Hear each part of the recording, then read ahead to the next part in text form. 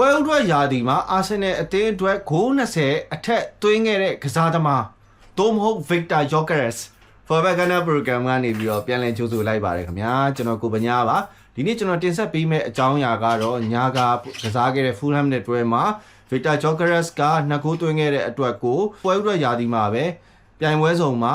သွင်းဂိုး22ဂိုးသွင်းနိုင်ခဲ့တဲ့ဂိုး20အထက်သွင်းနိုင်ခဲ့တဲ့ကစားသမားစင်းရင်ကိုလည်းလိုက်မိခဲ့ပြီးဖြစ်ပါတယ်အဲ့လိုမျိုးပွဲအတွက်ရာသီဂိုး20အထက်သွင်းခဲ့တဲ့ကစားသမားတွေက Arsenal Club Record မှာကြတော့73ယောက်ပဲရှိပါတယ်နောက်ဆုံးပွဲအတွက်ရာသီမှာဂိုး20အထက်သွင်းခဲ့တဲ့ကစားသမားကတော့ Alexis Sanchez ဖြစ်ပါတယ်သူအရှိမှာတော့ Thierry Henry ဖြစ်ပါတယ်ပွဲဥထွက်ရာသီမှာဂိုး20အထက်သွင်းခဲ့တဲ့ဂန်နဝင်ကစားသမားတွေကိုနှိုင်းယှဉ်ကြည့်ခြင်းအဖြစ်ဒီနှစ်မှာ Victor Gyökeres ကဘယ်လောက်ထိကောင်းနေဆိုတာကိုကျွန်တော်တို့လက်ခံရမှာပဲဖြစ်ပါတယ်အာဆင်နယ်၏17နှစ်တာအတွင်းပထမအဆုံးစံချိန်တင်တဲ့အတူ Henry Sanchez တို့၏ခြေရာကိုလိုက်နိုင်ခြင်းပေါင်55တန်းတန်တိုက်စစ်မှု Victor Gyökeres ဒီကလပ်ဂန်နဝင်များသာတင်ရှိဘူးသည့်ရှားပါဂိုးသွင်းစံချိန်ကိုလိုက်မိကဥရောပ၏အန်ရရဲ့ရှိဆုံးဂိုးသွင်းရှင်တဦးအဖြစ်၎င်း၏အဆင့်တန်းကိုအခိုင်အမာတက်တည်ပြလိုက်သည်ဖူလမ်အသင်းဟာအပြတ်သက်အနိုင်ရရှိတဲ့ပွဲမှာဆွီဒင်လက်ရွေးစင်တိုက်စစ်မှုဟာအကောင်းဆုံးအဆုံးသတ်မှုများဖြင့်တွင်ကို2ဂိုးသွင်းယူခဲ့ပြီးနောက်10စုနှစ်တခုကျော်အတွင်းမှာပင်အာဆင်နယ်ပထမဆုံးရာသီမှာတွင်ကို20ကျော်သွင်းနိုင်သည့်ပထမဆုံးကစားသမားဖြစ်လာခဲ့ပါတယ်အထူးကြုံဆုံးဂိုးသွင်းရှင်များစည်ရင်းတဲ့သို့ဝင်ရောက်ခြင်း Sporting Lisbon မှာပြောင်းရွှေ့လာသည့်တိုက်စစ်မှုသည်မြောက်လန်ဒန်တွင်သူ၏ပထမဆုံးရာသီကိုကောင်းမွန်စွာဖျက်ဆီးနေပြီးအခုအခါအာဆင်နယ်သမိုင်းမှာ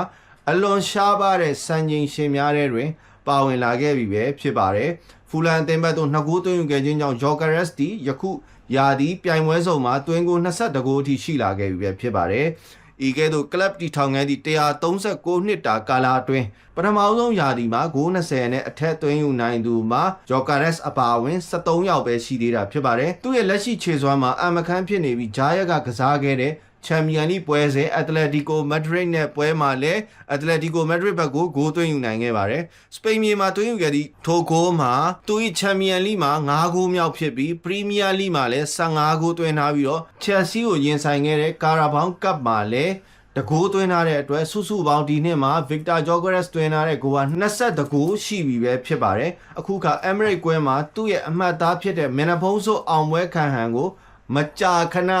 တွေ့မြင်လာပြီပဲဖြစ်ပါတယ်တဲ့ Henry နဲ့ Sanchez တို့၏ခြေရာကိုလိုက်မိခြင်း Victor Gyökeres ကပထမဆုံးရာသီမှာသူနဲ့အတူစည်ရင်းဝင်နေသည့်ကစားသမားအမည်များကိုတွဲဖက်ကြည့်ပါကသူဘလောက်အရေးပါလဲဆိုတာသိနိုင်ပါမယ်ဆွီဒင်တိုက်စစ်မှုမတိုင်ခင်က Alexis Sanchez က2014-2015ရာသီမှာ25ဂိုးနဲ့ပထမဆုံးနှစ်မှာဂိုး20ပြည့်အောင်သွင်းယူနိုင်ခဲ့တဲ့နောက်ဆုံးကစားသမားဖြစ်ခဲ့ပါတယ် Sanchez မတိုင်ခင်တော့ဂန်နဝင်တိုက်စစ်မှု Thierry Henry က1999-2000မှာ Juventus အသင်းကနေစတင်ရောက်ရှိလာပြီးတော့ပထမဆုံးရာသီမှာပဲ26ဂိုးသွင်းနိုင်ခဲ့တာဖြစ်ပါတယ် Victor Gyökeres ကလက်ရှိချိန်မှာ Premier League မှာသွင်းဂိုး15ဂိုးထိရှိနေပြီဖြစ်ပြီး Henry ရဲ့စံချိန်18ဂိုးနဲ့ Sanchez ရဲ့စံချိန်16ဂိုးတို့ကိုကြော်ဖြတ်ရန်အခွင့်အရေးလဲအလွန်နီးစပ်နေပြီပဲဖြစ်ပါတယ်။ကြံရှိနေသေးတဲ့ပြည်တွင်းလိဂ်ပွဲစဉ်3ပွဲမှာကြောနံပါတ်14ပိုင်ရှင်ဟာတဲ့ဤခေတ်သစ်ဂန်နဝင်2ဦးစလုံးဤစံချိန်ကိုကြော်ဖြတ်ကစံချိန်သစ်တင်နိုင်ရန်အလားအလာရှိနေပါတယ်။သူဟာပြိုင်ပွဲအရရက်မှာဂိုးသွင်းဆိုင်ရည်တည်ငြိမ်နေကြောင်းကိုပြသနေတာပဲဖြစ်ပါတယ်။အာတီတာ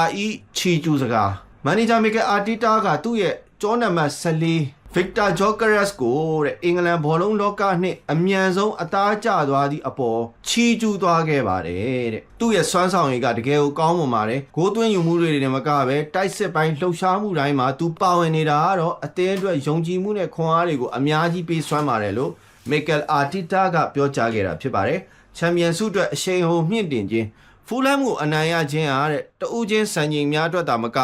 ဥရောပညာများအတွက်ပါအရေးပါသောအရှိန်အဟုန်ကိုရရှိစေခဲ့တဲ့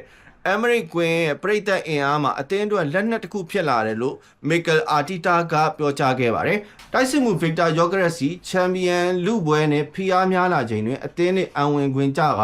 အကောင်းဆုံးဖြစ်နေပြီဆိုပြီးတော့ Arteta ကပြောကြားသွားတယ်။ယခုရရှိထားတဲ့အရှိန်အဟုန်တွေနဲ့ယုံကြည်မှုကိုထိန်းသိမ်းပြီးအင်္ဂါနေ့ပွဲစဉ်ကိုပါဆက်လက်တည်ဆောင်သွားမယ်လို့မျှော်လင့်နေတယ်ဆိုပြီးတော့မီကယ်အာတီတာကပြောကြားခဲ့တယ်အကယ်၍သာဒီနှစ်အာဆင်နယ်အသင်းသာပရီးမီးယားလိချန်ပီယံသာဖြစ်မယ်ဆိုလို့ရှိရင်ဒီနှစ်ဖလားရအောင်စွမ်းဆောင်ပေးတဲ့အဓိကကစားသမားတွေနေရာမှာလဲ Victor Gyokeres ကတဦးပါဝင်မှာဖြစ်တယ်မှတ်တမ်းဝင်မှာတော့ဖြစ်ပါတယ်လောလောဆယ်မှာတော့ပွဲဥထွက်ရာသီဂိုး20နဲ့အထက်တွဲနိုင်တဲ့ကစားသမားအဖြစ်တော့ Club Record ရဲ့73ယောက်ထဲမှာပါဝင်ခဲ့ပြီပဲဖြစ်ပါတယ်North London forever the weather bye bye